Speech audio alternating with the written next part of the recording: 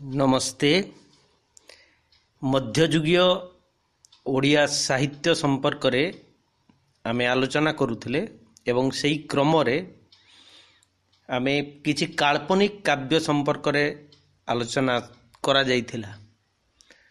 आजी आलोचना आरंभ हबो मध्ययुगीय काव्य रे शृंगारिकता बा प्रीति चर्या एई प्रसंग रे आमे आलोचना आरंभ करिबा। मध्ययुगीय साहित्य को साधारणतः आमर आलोचना करा जाए रीति कविता भाव रे एवं एई रीति कविता हेउची शृंगारा द्वैतवादी कविता। संस्कृत भाषार जड़े रीति कवि गोवर्धनाचार्य रसकाव्य अर्थात रीति काव्य को मदनाद्वयोपनिषद अर्थात मदन ब्रह्मंकर सम्यक ज्ञान लगी रचित होइथिबा उपनिषद बोली उल्लेख करिसंती एवं प्राय से गार काटी कहि देइचंती जे से गोवर्धनाचार्य जे जीए प्रियार अधर सुरारसर आस्वादन करिथिबो केवल सेई व्यक्ति मधुर कविता मध्य लेखिबाकू समर्थ होई पारिबो। तांकर वाक्यटी होउची से जहाँ संस्कृत रे लिखिथिले ताहा होउची आस्वादित द्वैता धर सुधा रसस्य एव सुक्तय मधुरा। ओडिया रीति काव्य अर्थात शास्त्र काव्य गुड़िकरे एई विधानटीर मोटे कौनसी व्यतिक्रम घटी नाही।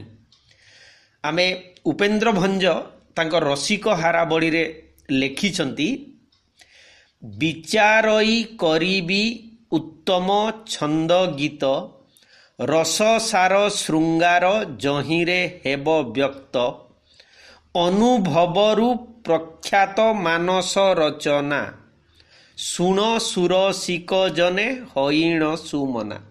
तेणु अनुभव जार थिबो जोटा गोवर्धनाचार्यंकर भाषा रे जीए प्रियार अधरर सुधारस आस्वादन करिथिबो केवल सेई व्यक्ति मधुर कविता मध्य लेखिबाकू समर्थ हेई पारिबो।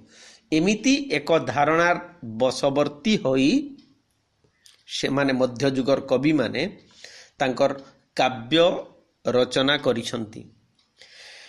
रस भितरे शृंगार सार रसे सार शृंगार बोली मध्य गोटे आप्तवाक्य अछि एवं काव्य मध्यरे रीति काव्य होउची सार रीति कवि होउची कवि मानक मध्यरे नृपति एवं पाठक जनक मध्यरे सुरसिक माने सार बा श्रेष्ठ। सेई शृंगार रु ही जीवन शृंगार मध्यरे ही जीवनर स्थिति एवं जहा किछि परिचिति एवं सेई शृंगार भितर ही जीवन र संपूर्ण विलय।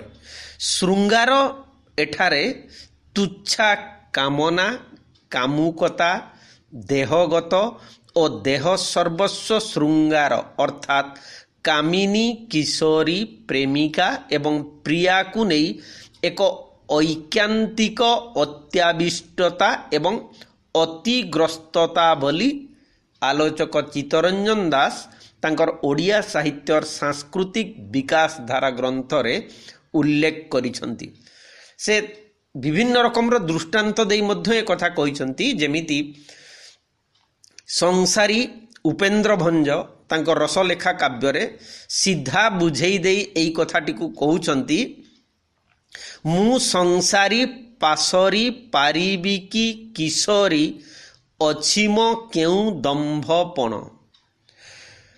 अभिमन्युंकर लिखित विदग्ध चिंतामणिर गोटिए पद को किंचित नकल करी कहिले हबो एही रीति काव्य मानंकरे केवल सेई किशोरी माने ही आसंती बसंती मिसंती भासंती हसंती और रसरे भासुथांती। ରୀତି କବି ମାନେ ଠାକୁର ମାନଙ୍କର କଥା ମନେ ପକାଇବା ବେଳକୁ ବି ସବାଆଗ ସେମାନଙ୍କର ରୀତି ଓ ପୀରତିର କଥା ମନେ ପକାନ୍ତି। ଉପେନ୍ଦ୍ର ଭଞ୍ଜଙ୍କର ରାମ କାବ୍ୟ ବୈଦେହୀଶ ବିଳାସରେ ରାମଚନ୍ଦ୍ର ଆକାଶରେ କଳା ମେଘକୁ ଦେଖି ତାହାକୁ ରାବଣ ଆସିବାର ଭ୍ରମ କରୁଛନ୍ତି ଓ ସେତେବେଳେ ସୀତାଙ୍କର କଥା ମନେ ନ ପଡ଼ି ତାଙ୍କର ମୋ ବାଳା କଥା ମନେ ପଡ଼ିଯାଉଛି। ମୋ ବାଳାକୁ ଲୁଚାଇଥିବା ରାବଣ ସହିତ ସିଏ ରସଭର ହୋଇ ଯୁଦ୍ଧ କରିବାକୁ ଉଦ୍ୟତ ହେଉଛନ୍ତି। ଭଗବାନଙ୍କୁ ଏପରି ଭ୍ରମିଯିବାର ଦେଖି ଅନୁଜ ଲକ୍ଷ୍ମଣ ତାଙ୍କୁ ଶାନ୍ତ ଓ ପ୍ରକୃତିସ୍ଥ କରି ଆଣୁଛନ୍ତି।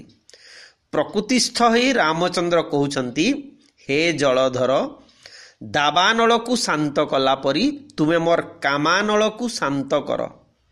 ତାଙ୍କର ବାକ୍ୟ ହେଉଛି, ବିନାଶିଛ ଦବ ବିକଳ ବନ ରାମର ମୁହିଁ, ରାମ ବିନାଶ କାମାନଳ ତାପ ଚପଳ। ଭଗବାନ ରାମଚନ୍ଦ୍ର ରୀତି କାବ୍ୟରେ କେବଳ ବୈଦେହୀଶ ବନି କବିବିଳାସର ପାଲରେ ପଡ଼ି ସାରିବା ପରେ ମେଘକୁ ଦେଖି ତାଙ୍କ ମନରେ ଆଉ କି ପ୍ରତିକ୍ରିୟା ହେଇଥାନ୍ତା ବୋଲି ଆଲୋଚକମାନେ ପ୍ରଶ୍ନ କରିଛନ୍ତି। ତାପରେ ଦାଶରଥୀ ସୀତାଙ୍କ ପ୍ରତି ମଧ୍ୟ ସହାନୁଭୂତି ସମ୍ପନ୍ନ ହୋଇ ମେଘକୁ ସୀତାଙ୍କ ପାଖକୁ ଯିବା ଲାଗି ଅନୁରୋଧ କରିଛନ୍ତି ଓ ତାଙ୍କୁ କହିଛନ୍ତି ଯେ ସିଏ ସୀତାଙ୍କ ପାଖକୁ ଯାଇ ତାଙ୍କୁ ଶିବଙ୍କର ନାମ ଉଚ୍ଚାରଣ କରିବାକୁ କହି ଆସିବ। କାରଣ ଶିବ ନାମ ଉଚ୍ଚାରଣ କଲେ କାମ ତାପର ଉପଶମ ହୁଏ। ଶିବଙ୍କ ଉଦ୍ଦେଶ୍ୟରେ ଖାସ୍ ଲେଖା ହେଇଥିବା ଶିବ ତାପନ୍ୟୁପନିଷଦରେ ମଧ୍ୟ ଶିବଙ୍କର ଏହିପରି ଏକ ଗୁଣ ରହିଛି ବୋଲି ଉପନିଷଦକାର ଋଷି କଦାପି କଳ୍ପନା କରିନଥିବେ। ବିଶୁଦ୍ଧ ଅଦ୍ୱୈତବାଦୀ ଓ ପୂର୍ଣ୍ଣ ବୈରାଗୀ ହୋଇପାରିଲେ ଯାଇ ହୁଏତ ଏହି କଳ୍ପନା ଏବଂ ଏହି ବିବେକ ସମ୍ଭବ ହୋଇପାରିବ ବୋଲି ଆଲୋଚକ ଚିତ୍ତରଞ୍ଜନ ଦାସ ଉଲ୍ଲେଖ କରିଛନ୍ତି। ଏହି ମଧ୍ୟଯୁଗୀୟ କାବ୍ୟରେ ଈଶ୍ୱର ଭକ୍ତି ନୁହେଁ, ଯଥାର୍ଥରେ ଶୃଙ୍ଗାର ହେଉଛି ରସସାର। ତେଣୁ ରାମଚନ୍ଦ୍ର ଅଥବା କୈଳାସପତି ଯିଏ ହୁଅନ୍ତୁ ପଛକେ ତାଙ୍କୁ ଆଗ ଶୃଙ୍ଗାର ରୂପୀ ନୀଳବର୍ଣ୍ଣରେ ନୀଳ ହେବାକୁ ପଡ଼ିବ। ତେବେ ଯାଇ ରୀତି ସଭାକୁ ମଧ୍ୟ ତାଙ୍କର ବରଣୀ ହୋଇପାରିବ। କାରଣ ନବରସରେ ସାର ଆଦ୍ୟ ଲେଖି ଶୃଙ୍ଗାର, ଏକଥା ଲାବଣ୍ୟବତୀ କାବ୍ୟରେ ଉପେନ୍ଦ୍ର ଭଞ୍ଜ କହିଛନ୍ତି। ପୁଣି ସେ କହୁଛନ୍ତି, ଜବା ଧରି ଦେହ ଇତର ନୁହଇ ଯୁବା ବୈକୁଣ୍ଠପୁର, ପରମ ପଦବୀ ଏମନ୍ତ ହଇଲେ ଭୋଗ ନହିବ କି ମର। ପୁଣି ଏରସେ ମନ ନଘେନଇ ଯାହାର, ସେହି ନର ପଶୁ ଜାଣ। ତେଣୁ ତାଙ୍କର କହିବାର କଥା ହେଉଛି, ଶୃଙ୍ଗାରକୁ ହିଁ ଏକମେବ ଅଦ୍ୱିତୀୟମ୍ କରି ଚିହ୍ନିଥିବା ନରଶ୍ରେଷ୍ଠ ହିଁ ଏଡ଼େ ବିଶ୍ୱାସର ସହିତ ଇତର ଆଉ ସମସ୍ତଙ୍କୁ ଦ୍ୱିଧାମୁକ୍ତ ଭାବରେ ଏପରି ସ୍ପଷ୍ଟ ଭାବରେ ନର ପଶୁ ବୋଲି କହିଦେଇ ପାରିବ। ଉପେନ୍ଦ୍ର ଭଞ୍ଜ ଶୃଙ୍ଗାର ଓ କାମ ସମ୍ଭୋଗର ଜୀବନକୁ ପ୍ରାୟ ଅଦ୍ୱୟ ବଜ୍ର ବୋଲି ଘୋଷଣା କରିଛନ୍ତି ଓ ତାହାକୁ ସର୍ବବରିଷ୍ଠ ସ୍ଥାନ ଦେଇଛନ୍ତି। କି ବଡ଼ ହେବା ନୃପତି, କି ବଡ଼ ଇନ୍ଦ୍ର ସମ୍ପତ୍ତି, ସବୁ ସୁଖ ଉତ୍ପତ୍ତି ସ୍ଥାନ ଦମ୍ପତି, ନାଶଇ ବିରହ ତପତି, ମାର ସରକୁ ସେ ବାଳା ବଜ୍ର ଗୁପତି। କେବଳ ନୃପତି ହୋଇଥିଲେ ଯାଇ ଏହିପରି ଏକ ଉଗ୍ର ସତ୍ୟର ଉପଲବ୍ଧି ହୋଇଥାଏ ଏବଂ ସେହି ସତ୍ୟକୁ ପରମ ସତ୍ୟ ବୋଲି ଗ୍ରହଣ କରି ଘରକୁ ଡାକି ନେବା ପରେ ରତି, ପ୍ରୀତି ଏବଂ ସୁରତି ସବୁକିଛି ଏକାଠି ଗୋଳେଇ ହୋଇ ମିଶିଯାଏ ଏବଂ ଭୋଗ ବୁଦ୍ଧି ରୀତିରେ ପରିଣତ ହୁଏ। ପ୍ରେମ ସୁଧାନିଧିରେ ଉପେନ୍ଦ୍ର ଭଞ୍ଜ କହୁଛନ୍ତି, ପରମ ଦ୍ରବ୍ୟ ପିରତି ପରମ ସୁଖ ସୁରତି ରତିରୁ ଜାତ ପିରତି ପ୍ରୀତିରୁ ରତି ଏବଂ ମହାସୁଖ ନାହିଁ ଦମ୍ପତିରୁ କି କାର୍ଯ୍ୟ କୁବେର ସମ୍ପତ୍ତିରୁ। ପୁଣି ରାଜାଙ୍କୁ ହେବାର ରାଜ୍ୟ ଭ୍ରଷ୍ଟ ଯୁବାକୁ ହେବାର ପତ୍ନୀ କଷ୍ଟ ବଲେ ଉପେନ୍ଦ୍ର ଭଞ୍ଜ ବୀରବର ଏଥୁ ବଳି ନାହିଁ ଆନ କଷ୍ଟ। ସମୀକ୍ଷକମାନେ କହନ୍ତି ଯେ ଉପେନ୍ଦ୍ର ଭଞ୍ଜ ରାମ ତାରକ ମନ୍ତ୍ରରେ ସିଦ୍ଧି ପାଇଥିଲେ। ସେ ହରି ଓ ହର ଉଭୟଙ୍କର କୃପା କାମନା କରିଥିଲେ। ସୁଭଦ୍ରା ପରିଣୟରେ ରାମଚନ୍ଦ୍ରଙ୍କୁ କ୍ଷେତ୍ରବରର ଦାରୁବ୍ରହ୍ମଙ୍କ ସହିତ ସମତୁଲ କରି ସ୍ତୁତି କରିଥିଲେ। କବି ସମ୍ରାଟ ଜୀବନରେ ବେଶ କେତେ ବର୍ଷ ନୀଳାଚଳ ଶ୍ରୀକ୍ଷେତ୍ରରେ ମଧ୍ୟ ଅତିବାହିତ କରିଥିଲେ ଏବଂ ଜଗନ୍ନାଥଙ୍କ ନାମରେ ଏକ ସ୍ୱତନ୍ତ୍ର ଚଉତିଶା ରଚନା କରିଥିଲେ। ତଥାପି ଯାବତୀୟ ରୀତିକାବ୍ୟ ପରି କବି ଉପେନ୍ଦ୍ର ଭଞ୍ଜଙ୍କର କାବ୍ୟକୃତି ଗୁଡ଼ିକରେ ଶୃଙ୍ଗାର ହେଉଛି ଅସଲ ଚେତନା, ସ୍ଥାୟୀ ଚେତନା। ରାମ ଭକ୍ତି, କୃଷ୍ଣ ଭକ୍ତି ଅଥବା ଜଗନ୍ନାଥ ଭକ୍ତି କେବଳ ଉପଚେତନା। ଶୃଙ୍ଗାର ହେଉଛି ତାଙ୍କର କାବ୍ୟର ବକ୍ତବ୍ୟ, ଅସଲ କଥା। ଆଉ ସବୁ ହେଉଛି କଥା ସାଙ୍ଗକୁ ଲଥା ଯେପରି, ମାନେ ଆମେ ତାକୁ କହିପାରିବା ବାଇ ପ୍ରଡକ୍ଟ। ଅନ୍ୟ ଗୁଡ଼ିକର ଯେମିତି କୌଣସି ବିଶେଷ ଆବଶ୍ୟକତା ବା ଉପଯୋଗିତା ନାହିଁ। ଯାହା ଅଛି ତାହା କେବଳ ଶୃଙ୍ଗାର ହିଁ ମୁଖ୍ୟ। ଶୃଙ୍ଗାର ହେଉଛି କାବ୍ୟର ଅସଲ ଲୟ ଶରୀର। ଭକ୍ତି ସମେତ ଆଉ ସବୁ କିଛି କେବଳ ଅଳଙ୍କାର, କେବଳ ଆନୁଷଙ୍ଗିକ।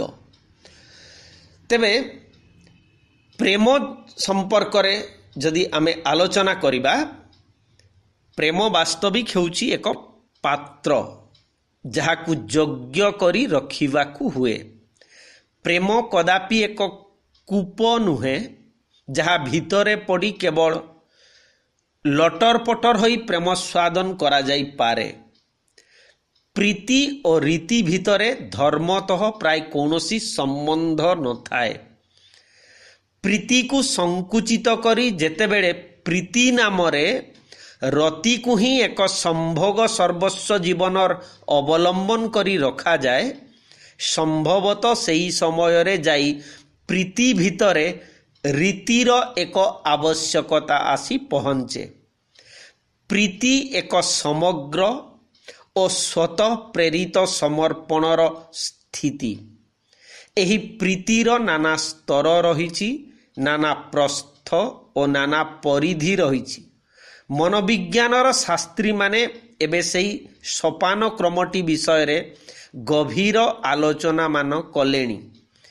ଆପଣାକୁ ସମ୍ପୂର୍ଣ୍ଣ ଭାବରେ ଦେଇଦେବା ଜୀବନକୁ ଆପଣାର ତାତ୍କାଳିକ ବୃତ୍ତଗୁଡ଼ିକ ଅପେକ୍ଷା ବୃହତ୍ତର ଆଉ କାହାରି ପାଇଁ ଅଥବା ଆଉ କୌଣସି ବସ୍ତୁ ପାଇଁ ବଞ୍ଚିବା ହେଉଛି ପ୍ରୀତି, ଯାହା ଆମର ପରବର୍ତ୍ତୀ ସମୟର କବି ମାନସିଂଙ୍କର ଭାଷାରେ କୁହାଯାଇପାରିବ, ମାୟାଧର ମାନସିଂଙ୍କର। ତାହା ହେଉଛି ଯେ ସର୍ତ୍ତହୀନ ସମର୍ପଣ। କୌଣସି ରକମର ବାସନା ନ ରଖିକି ନିଜକୁ ନିଃସର୍ତ୍ତ ଭାବରେ ଢାଳି ଦେବା ହିଁ ହେଉଛି ଯଥାର୍ଥରେ ପ୍ରୀତି। ପ୍ରେମ ନାମ ପରିପୂର୍ଣ୍ଣ ଆତ୍ମସମର୍ପଣ ତାଙ୍କର ବାଣୀ ହେଉଛି ଠିକ୍ ସେମିତି। ତେଣୁ ଆପଣାକୁ ଯେପର୍ଯ୍ୟନ୍ତ ସମ୍ପୂର୍ଣ୍ଣ ଭାବରେ ଜଣେ ଦେଇପାରିବ ନାହିଁ, ଏକ ବୃହତ୍ତର ଲକ୍ଷ୍ୟରେ, ଉଚ୍ଚତର ବସ୍ତୁ ପାଇଁ ଯଦି ଦେଇଦେବ ନାହିଁ, ତାହେଲେ ତାହା କଦାପି ପ୍ରେମ ବା ପ୍ରୀତି ପଦବାଚ୍ୟ ହୋଇପାରିବ ନାହିଁ। ଏବଂ ତାହା ହିଁ ଘଟିଛି ଆମର ରୀତି ଯୁଗର ଶୃଙ୍ଗାର କାବ୍ୟ ଗୁଡ଼ିକରେ। ପ୍ରୀତି ଗିଳି ପକାଇବା ନୁହେଁ, ଈର୍ଷା କରିବା ପାଇଁ ନୁହେଁ, କିମ୍ବା ଭୁସି ପକାଇବା ପାଇଁ ବି ନୁହେଁ। ପ୍ରୀତିରେ ବୁଦ୍ଧି ଲାଗି ହୁଏତ ଆଦୌ କୌଣସି ସ୍ଥାନ ନାହିଁ। ରୀତିରେ ହିଁ ବୁଦ୍ଧି ସବାଆଗ ରହିଥାଏ, ସର୍ବପ୍ରଧାନ ହୋଇ ରହିଥାଏ। ବୁଦ୍ଧି ସ୍ତରରୁ ଏକ ଚେତନାଗତ ଉତ୍ତରଣ ଓ ଉତ୍ତୋଳନ ଘଟିଲେ ଯାଇ ପ୍ରୀତିର ଆୟତନ ମଧ୍ୟରେ ଯଥାର୍ଥ ପ୍ରବେଶ ସମ୍ଭବ ହୋଇଥାଏ। ପ୍ରୀତି କ୍ଷୁଦ୍ରକୁ ବୃହତ୍ତର କରେ, ନଗଣ୍ୟକୁ ମହତ୍ତର କରେ, ପାର୍ଥିବକୁ ପବିତ୍ର କରେ, ପରମାର୍ଥକୁ ବି ଛୁଇଁବାର ଏକ ଅଭିଳାଷ ରଖିଥାଏ। ପ୍ରୀତିରୁ ଏକାତ୍ମତା ଜନ୍ମଲାଭ କରେ। ସୌନ୍ଦର୍ଯ୍ୟର କ୍ଷେତ୍ରରେ ମଧ୍ୟ ଏକ ତଦନୁଭୂତିର ଆବିର୍ଭାବ ହୁଏ। ତାହା ହିଁ ଯାବତୀୟ ଯଥାର୍ଥ ସୃଜନଶୀଳତାର ଜନନୀ ରୂପେ କାର୍ଯ୍ୟ କରେ ଏବଂ ସୃଜନଶୀଳତା କାବ୍ୟିକତାର ଉଦ୍ଭବ କରାଏ। ରୀତିଗୁଡ଼ାକୁ ଏବଂ ରୀତି ବିଷୟରେ ଯାବତୀୟ ଅତି ସଚେତନତାକୁ ସେଇ ବୁଦ୍ଧିର ସ୍ତରରେ ହିଁ ଛାଡ଼ି ଦେଇ ଯିବାକୁ ହୁଏ।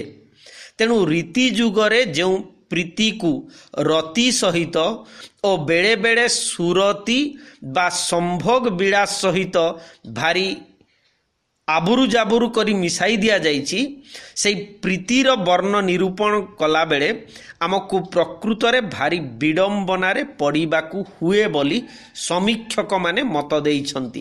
ତେବେ ରୀତି କବିମାନେ କେଉଁ ଅଧମତା ଭିତରେ ପଡ଼ି ପ୍ରୀତିକୁ ହିଁ ରୀତି ସହିତ ମିଶାଇଲେ, କାବ୍ୟକୁ ଅଳଙ୍କାର ସର୍ବସ୍ୱ କଲେ, ରୀତି ଓ ସୁରତିର ଗଡ଼ିଆ ଭିତରେ ପଶି ତଥାପି ତାହାକୁ ପ୍ରୀତି ବୋଲି କହି ଭେଳିକି ଲଗାଇ ଦେଲେ, ସେମାନେ କାହିଁକି ଶବ୍ଦ ଗୁଡ଼ାକୁ ଭୂଷଣ ଗୁଡ଼ାକ ଭିତରେ ପୋତି ଦେଲେ ଓ ଯମକ ଭିତରେ ସେଗୁଡ଼ାକୁ ଜବରଦସ୍ତି ପକାଇବାକୁ ଯାଇ ସେଗୁଡ଼ାକର ଇଜ୍ଜତ ନେଲେ, ସେହିପରି ନାନା ପ୍ରଶ୍ନ ଉଠି ଆମକୁ ଭାରି ଉଦ୍ବେଳିତ କରି ପକାଏ। କେବଳ ରତି ଓ ସୁରତିକୁ ନେଇ ସେମାନେ ତ କେଡ଼େ ହୃଦୟଗ୍ରାହ୍ୟ କରି କବିତା ଲେଖିପାରିଥାନ୍ତେ, ତାହା ସେମାନେ ନ କଲେ କାହିଁକି? ଏପରି ପ୍ରଶ୍ନ ପଚାରିଛନ୍ତି ଚିତ୍ତରଞ୍ଜନ ଦାସ ତାଙ୍କର ଓଡ଼ିଆ ସାହିତ୍ୟର ସାଂସ୍କୃତିକ ବିକାଶ ଧାରା ଗ୍ରନ୍ଥରେ। ସେ କଥା ମଧ୍ୟ କହିଛନ୍ତି ଯେ ପ୍ରୀତି ସବୁଦିନେ ଥିଲା, ଥିବ, ରୀତି ବି ସବୁଦିନେ ଥିଲା, ଥିବ, କିନ୍ତୁ ପ୍ରୀତିକୁ ଗିଳି ପକାଇବା ଲାଗି ଯେତେବେଳେ ରୀତିକୁ ମତ ଗଜ ଶତଶୃଙ୍ଗ କରି ଠିଆ କରାଇ ଦିଆଯାଏ, ସେତେବେଳେ ତାହାକୁ କେବଳ ବୀରବରମାନେ ହିଁ ସାଧ୍ୟ କରିପାରନ୍ତି। କେବଳ ସାମନ୍ତ ଓ ବିଶାରଦମାନେ ହିଁ ତାହା କରିପାରନ୍ତି। ସଂସ୍କୃତ ଭାଷା ସାହିତ୍ୟକୁ ଗୋଷ୍ଠୀର କରି ରଖିଥିବା ଓ ଓଡ଼ିଆ ସାହିତ୍ୟର ଏହି ରୀତି ଯୁଗଟି ମଧ୍ୟ ଓଡ଼ିଆ ଭାଷା ଏବଂ ସାହିତ୍ୟକୁ ଗୋଷ୍ଠୀର କରି ରଖିବାର କେତେ କେତେ ରୁଦ୍ଧିମନ୍ତ ଉଦ୍ୟମ କରିବାରେ ଆଗ୍ରହୀ ହେଲା, ଯାହାକୁ ଦରବାରୀ ସାହିତ୍ୟ ବୋଲି ଆମେ କହୁ। ଏବଂ ଏହି ରୀତି ସାହିତ୍ୟରେ ଛାନ୍ଦ ଓ ସଙ୍ଗୀତକୁ ପୁରାଇ ଦିଆଯାଇ ତାହାକୁ ଜନପ୍ରିୟ କରିବା ଲାଗି ମଧ୍ୟ କମ୍ ଉଦ୍ୟମ କରାଯାଇ ନାହିଁ। ରୀତି କବିକୁ ପ୍ରାୟ ନିୟମବଶ ଭାବରେ ସଙ୍ଗୀତ ଶାସ୍ତ୍ରଜ୍ଞ ହେବାକୁ ପଡ଼ୁଥିଲା। ସଙ୍ଗୀତ ଓ ଛାନ୍ଦ ଗାନ ରାଜ ସହିତ ରାଜସଭାର ସମସ୍ତଙ୍କୁ ଆମୋଦ ଦେଉଥିଲା। ରାଜାଙ୍କ ଦ୍ୱାରା ପାଳିତ ଠାକୁରମାନଙ୍କୁ ବି ଆମୋଦ ଦେଉଥିଲା। ଜନସାଧାରଣ କେବଳ ତାହାର ସଙ୍ଗୀତ ପକ୍ଷଟିକୁ ହିଁ ଗ୍ରହଣ କରିପାରୁଥିଲେ ଏବଂ ମୂଳତଃ ଅବଧ୍ୟ କାବ୍ୟଧାଡ଼ି ଗୁଡ଼ିକରେ ଏଠି ସେଠି ଅବଧ୍ୟ ବା ଅର୍ଦ୍ଧବଧ୍ୟ ହୋଇ ରହିଥିବା ଶୃଙ୍ଗାର ସୂଚକ ଶବ୍ଦ ଏବଂ ବାକ୍ୟାଂଶ ଗୁଡ଼ିକ ଦ୍ୱାରା ହୁଏତ କିଞ୍ଚିତ୍ ଆମୋଦିତ ଓ କାମହର୍ଷିତ ବି ହୋଇପାରୁଥିବେ। ଓଡ଼ିଶାରେ ଶାରଳା ଦାସ ଓ ପଞ୍ଚସଖାଙ୍କ ସମୟରେ ପ୍ରଧାନତଃ ଏକ ସନ୍ଥ ସାହିତ୍ୟର ଭାବଗତ ଆନ୍ଦୋଳନ ଫଳରେ ସାହିତ୍ୟ ରାଜସଭା ଛାଡ଼ି ଜନଜୀବନ ମଧ୍ୟରେ ପ୍ରବେଶ କରିଥିଲା। ରୀତି ଯୁଗରେ ତାହା ଜନଜୀବନକୁ ଛାଡ଼ି ପୁଣି ସଭାକୁ ଧରିଲା। ଜନମାନଙ୍କୁ ଛାଡ଼ି ସୁଜନମାନଙ୍କୁ ଧରିଲା।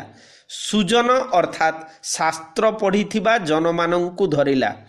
ଗୋଟିଏ ଅତି ସାନ ବୃତ୍ତକୁ ଆବରି ତାହା ଭାରି ମନୋରମ ମନେ ହେଉଥିବା ଗୋଟିଏ ପାଚେରୀ ଘେରା ଭିତରେ ଯେପରି ରହିଗଲା। ରୀତି ହୁଏତ ଭାରି ସହଜରେ ରାଜପୋଷକତା ଲାଭ କରିପାରିଥିଲା, କାରଣ ତାହା ମୂଳତଃ ଏକ ନିରାପଦ ସାହିତ୍ୟ ହୋଇ ରହିଥିଲା। ମଣିଷର ନିଦକୁ ନ ଭାଙ୍ଗି ଓ ଭୋକ ନ ବଢ଼ାଇ ତାହା ବରଂ ତାକୁ ଭାରି ଚମତ୍କାର ଭାବରେ ଶୁଆଇ ବା ଶୀତଳ କରି ରଖିଥିଲା। ମଣିଷକୁ ରସ ସାଲୁବାଲୁ କରି ରଖିବାର ଏକ ରାଜକୀୟ ଅଲିଅଳରେ ସିଏ ତାକୁ ସୁନା ଚୁଚୁମା ଧରାଇ ଦେଇ ଏକାବେଳେକେ ସ୍ଥାଣୁ କରି ରଖିପାରୁଥିଲା, ତାକୁ ସୁନାପୁଅ କରି ରଖୁଥିଲା। ଠାକୁରଙ୍କ ନାମରେ ସବୁକିଛି ବର୍ଣ୍ଣନା କରିପାରିବାର ସେହିପରି ଏକ ରାଜକୀୟ ଗେହ୍ଲାପଣରେ ମଧ୍ୟ ତାହା ଠାକୁରଙ୍କୁ ବି ଗୋଟା ସୁଦ୍ଧା ତାମ୍ବଳ ବଳ କରି ପକାଉଥିଲା। ଠାକୁର ଆମର କୌଣସି ଉତ୍କ୍ରାନ୍ତି ଅଥବା ଉତ୍ତୋଳନ ଲାଗି ପ୍ରେରଣା ଦେବା ପରିବର୍ତ୍ତେ ହୁଏତ ଅଧିକତର ପରିମାଣରେ ଆମ ନର୍ମ ଜୀବନର ହିଁ ଜଣେ ଉତ୍ସାହଦାତା ହୋଇ ବ୍ୟବହୃତ ହେଉଥିଲେ। ଇଏ ହେଉଛି ସବୁଠାରୁ ବଡ଼ ବିଡ଼ମ୍ବନାର କଥା।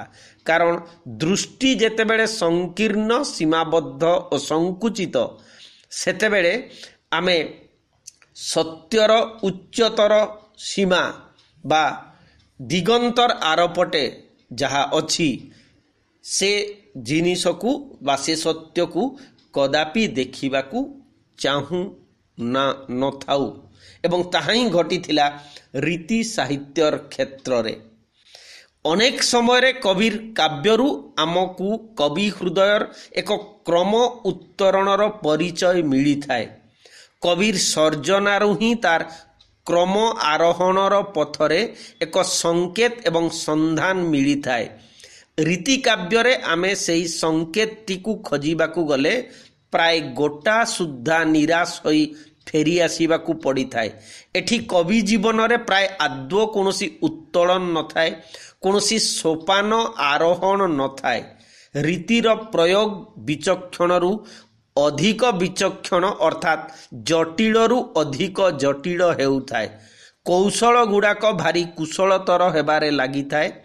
ନାଗବନ୍ଧମାନ ମହାନାଗ ବନ୍ଧନକୁ ଉନ୍ନୀତ ହେବାରେ ଲାଗିଥାଏ ସତ, ମାତ୍ର ଆପଣାର ଭାବବୃତ୍ତର ପ୍ରସ୍ଥଟିରେ କବି ଯେଉଁ ସମତଳକୁ ସେହି ସମତଳଟିରେ ପଡ଼ି ରହିଥାଏ, ସେ ଏହି ଦୃଷ୍ଟିରୁ ବିଚାର କଲେ ତାର ଜୀବନରେ କୌଣସି ଗତି ନଥାଏ। ତାର ଉପଲବ୍ଧିରେ ଏପରିକି ରସୋପଲବ୍ଧିରେ ମଧ୍ୟ କୌଣସି ଅନୁଲମ୍ବ ଗତିଶୀଳତା ନଥାଏ। କେବଳ ଗୋଟାଏ ଅନୁପ୍ରସ୍ଥ ବର୍ଣ୍ଣନା ଚାତୁର୍ଯ୍ୟ ହିଁ ରହିଥାଏ। ମାନେ ହରାଇଜେଣ୍ଟାଲ ତାର ଏକ୍ସପାନ୍ସନ୍ ହୁଏ, ଭର୍ଟିକାଲ କୌଣସି ଏକ୍ସପାନ୍ସନ୍ ବା ଉତ୍ତୋଳନ ତାର ହେଇପାରେ ନାହିଁ।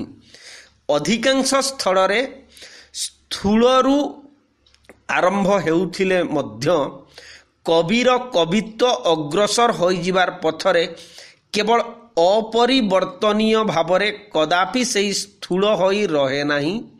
ଯଦି ତାହା ସ୍ଥୂଳ ହୋଇ ହିଁ ରହିଯାଏ, ତେବେ ଅତ୍ୟନ୍ତ ଶୋଚନୀୟ ଭାବରେ ପ୍ରେମାଧିକାର ବଞ୍ଚିତ ହୋଇ ରହେ। ଉପନିଷଦର ମାର୍ଗଟି ଅନୁସାରେ ଅନ୍ନରୁ ଆରମ୍ଭ ହେଉଥିଲେ ମଧ୍ୟ ବ୍ରହ୍ମ କେବଳ ସେହି ଅନ୍ନରେ ହିଁ କିଡ଼ି ହୋଇ ରହିଯାଏ ନାହିଁ। ତାର ଉତ୍ତରଣ ଅବସମ୍ଭାବୀ। ଅନ୍ନରୁ ପ୍ରାଣ, ପ୍ରାଣରୁ ମନ, ମନରୁ ଉପରକୁ ଉପରକୁ ତାକୁ ଯିବାକୁ ପଡ଼େ। ତେଣୁ ଏହି କ୍ରମୋତ୍ତର ଅଭିପ୍ସାର ଉତ୍ତରଣ ରୀତିରେ ଆନନ୍ଦ ଯାଏ ମଧ୍ୟ ଆକାଂକ୍ଷା ରଖିଥାଏ।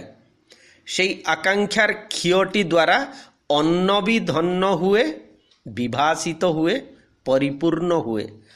ପ୍ରେମ ସେ ଯେତିକି ପାକଳ ହୁଏ, ତାର ପ୍ରଗଳ୍ଭତା ପ୍ରାୟ ସେତିକି କମି କମିଯାଏ।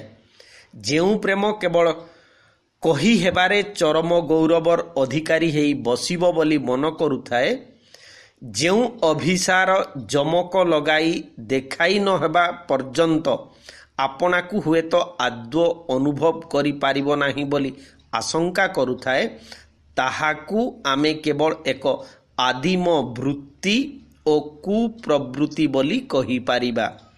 ଏଥିରେ ଅନ୍ୟ କିଛି ଥାଉ ପଛକେ ଏବଂ ଚମତ୍କାରିତାରେ ତାହା ଏପରି ବା ଆମେ କହିପାରିବା ରାମାପରି ସୁଖ ହୋଇ ଥାଉ ପଛକେ ଅସଲ କ୍ଷୟଟି ଆଦୌ ନଥାଏ ଏବଂ ଅସଲ ଖିଅଟି ନଥିଲେ ସେଥିରେ କୃଷ୍ଣ ବି ନଥାନ୍ତି, ରାମ ବି ନଥାନ୍ତି। କେବଳ ଆତ୍ମ ଅର୍ଥେ କୃଷ୍ଣ ବାଞ୍ଛା ହିଁ ଭାରି ପ୍ରକୃପିତ ହୋଇ ରହିଥାଏ, ଭାରି ପ୍ରଦର୍ଶନ ପ୍ରଗଳ୍ଭ ହୋଇ ରହିଥାଏ।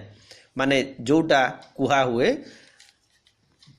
କାମ ଅର୍ଥରେ ଆତ୍ମେନ୍ଦ୍ରିୟ ପ୍ରୀତି ବାଞ୍ଛା ଧରେ କାମ ନାମ ବୋଲି ଯାହା କୁହାଯାଇଛି ତାର ହିଁ କେବଳ ସେଠି ପୁନରାବୃତ୍ତି ହୁଏ।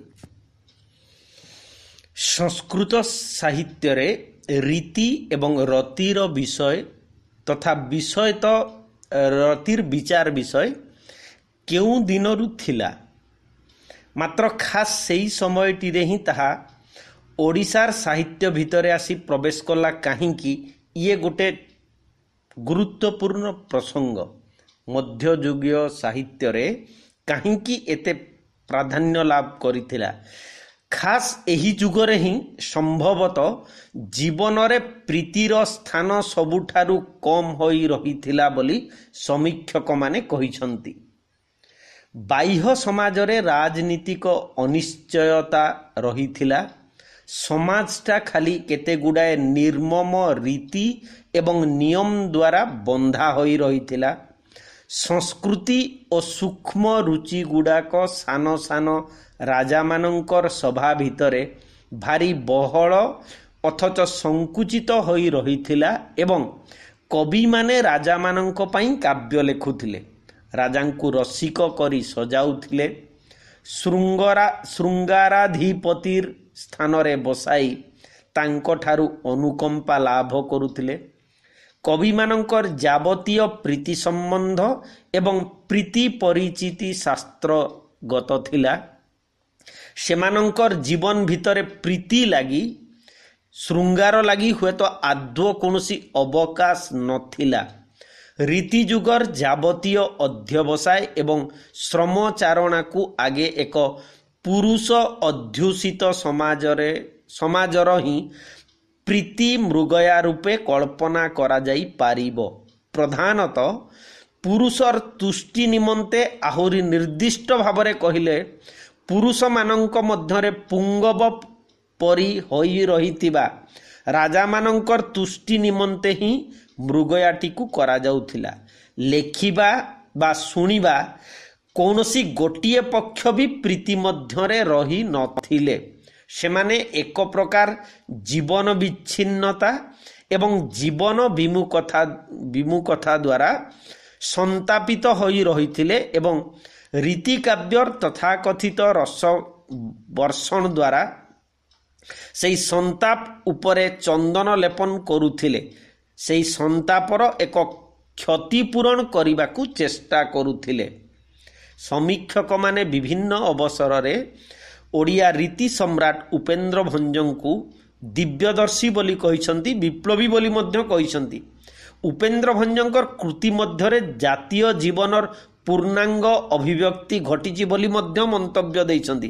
ଏସବୁ କେବଳ ଅତିରଞ୍ଜନ ବୋଲି ମଧ୍ୟ ସମୀକ୍ଷକମାନେ କହିଛନ୍ତି ଏବଂ ଏହାର ଆଲୋଚନା କରି ସେଗୁଡ଼ିକୁ ଆହୁରି ଅତିରଞ୍ଜିତ ମୂଲ୍ୟର ପ୍ରତୀତି ଆଣିଦେବାରେ କୌଣସି ପ୍ରୟୋଜନ ମଧ୍ୟ ନାହିଁ। ଭଞ୍ଜଙ୍କର ଅନ୍ତରଙ୍ଗତମ ସ୍ତାବକମାନେ ମଧ୍ୟ ଭଞ୍ଜଙ୍କର ଏକଦେଶୀୟତାରେ ଏବଂ ଶବ୍ଦାଡମ୍ବରମୟତା ବିଷୟରେ ତଥାପି ସଚେତନ ହୋଇ ପଡ଼ିଛନ୍ତି।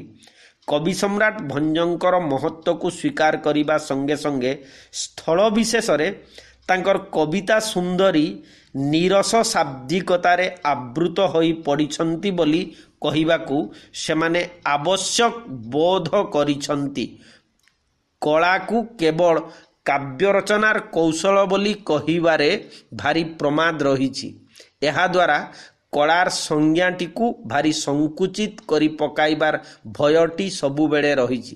ତଥାପି କଳା ପକ୍ଷ ଏବଂ ଭାବ ପକ୍ଷକୁ ଦୁଇଟି ଭିନ୍ନ ଭିନ୍ନ ପକ୍ଷ ବୋଲି କଳ୍ପନା କରି ଆଉ ଜଣେ ସମୀକ୍ଷକ ଶ୍ରୀଯୁକ୍ତ ଉପେନ୍ଦ୍ର ଭଞ୍ଜଙ୍କର କଳା ପକ୍ଷ ଦ୍ୱାରା ଭାବ ପକ୍ଷ ଅବଦମିତ ହୋଇ ରହିଛି ବୋଲି ମଧ୍ୟ ପ୍ରକାଶ କରିଛନ୍ତି। କେଉଁଭଳି ମେଦିନୀ ଦୃଷ୍ଟିର ମୋହରେ ପଡ଼ି ଜଣେ କବିର କାବ୍ୟକାରିତା ମଧ୍ୟରେ କଳା ପକ୍ଷ ଭାବପକ୍ଷ ଠାରୁ ଅଲଗା ହୋଇଯାଏ।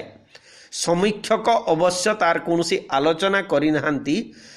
ଓଡ଼ିଆ ସାହିତ୍ୟର ରୀତିଯୁଗ ଊନବିଂଶ ଶତାବ୍ଦୀର ତୃତୀୟ ପାଦ ପର୍ଯ୍ୟନ୍ତ ବି ପ୍ରଲମ୍ବିତ ହୋଇ ରହିଛି। 1868 ଖ୍ରୀଷ୍ଟାବ୍ଦରେ ମଧ୍ୟ ଓଡ଼ିଶାରେ ସେହି ଯୁଗର ପରମ୍ପରା ଅନୁସରଣ କରି ନାଟକ ଲେଖାଯାଇଛି। ତଥାପି ରୀତି ଶ୍ରଦ୍ଧାର ପ୍ରାବଲ୍ୟ ଯେ କ୍ରମଶଃ ଉଣା ହୋଇ ଆସିଛି ଆମେ ସେ କଥାଟିକୁ ମଧ୍ୟ ଭାରି ସ୍ପଷ୍ଟ ଭାବରେ ଲକ୍ଷ୍ୟ କରିପାରିବା। ସାନ ସାନ ରାଜାଙ୍କର ବଡ଼ ବଡ଼ ରୀତି ଚାତୁର୍ଯ୍ୟରେ ସ୍ତୁତି କରିବାର ହାସ୍ୟକରତାକୁ ଏକଦା ସ୍ତୁତିକାର ହୋଇ କାବ୍ୟ ରଚନା କରିଥିବା କବିସୂର୍ଯ୍ୟ ବଳଦେବ ରଥ ମଧ୍ୟ ହୃଦୟଙ୍ଗମ କରିଛନ୍ତି। ଏପରିକି ସେ ଉଲ୍ଲେଖ କରିଛନ୍ତି, ସମାପିତ ନଥିପା ଅମାପ ଦଶ ଲାଗି ରମାପତିଙ୍କ ପାଖରେ ସିଏ କ୍ଷମା ଭିକ୍ଷା କରିଛନ୍ତି ଏବଂ କହିଛନ୍ତି, ଧନାର୍ଜନା ଦୂର ମନା ହୋଇ ଛାର ଜନାର୍ଚ୍ଚନା ସମ୍ଭାବନାରେ ରସଇ ହେ ଜନାର୍ତ୍ତନା ସନାଦି ନାମା ସ୍ୱାଦନା ଜଣାଣେ ନାହିଁଟି ରସନା ମର ଧରାରେ ଜନ୍ମି ଈଶ୍ୱରାର୍ଚ୍ଚନା ବିନା ପରାଣ ଧାରଣ ଖରାପ ନମଣି ହେ ବାରାଙ୍ଗନା ସ୍ତନ ଧରା ସୁଖପୂର୍ଣ୍ଣା ପରା ମୁଁ ବିଚାରେ ତର ତର ହେ। ଇଏ ହେଉଛି କବିତା ସୀତାର ଚାରିଧାଡ଼ି। କବିସୂର୍ଯ୍ୟ ହିଁ ସର୍ବପ୍ରଥମେ କାବ୍ୟ ରଚନାରେ ତତ୍ସମ ଶବ୍ଦଗୁଡ଼ିକର ଆତିଶଯ୍ୟକୁ ଦେଶୀୟ ଏବଂ ପାରସିକ ଶବ୍ଦ ଦ୍ୱାରା ଅଧିକ ସହ୍ୟ ଓ ରସକ୍ଷମ କରିବାକୁ ମନ କରିଥିଲେ। ଗୋପାଳକୃଷ୍ଣଙ୍କର କବିତା ଗୁଡ଼ିକ ରୀତିକୁ ଛାଡ଼ି ପ୍ରୀତିକୁ ହିଁ ଅଧିକ ମନ କରିଥିବା ବୋଲି ଆଲୋଚକମାନେ ମନେ କରିଛନ୍ତି।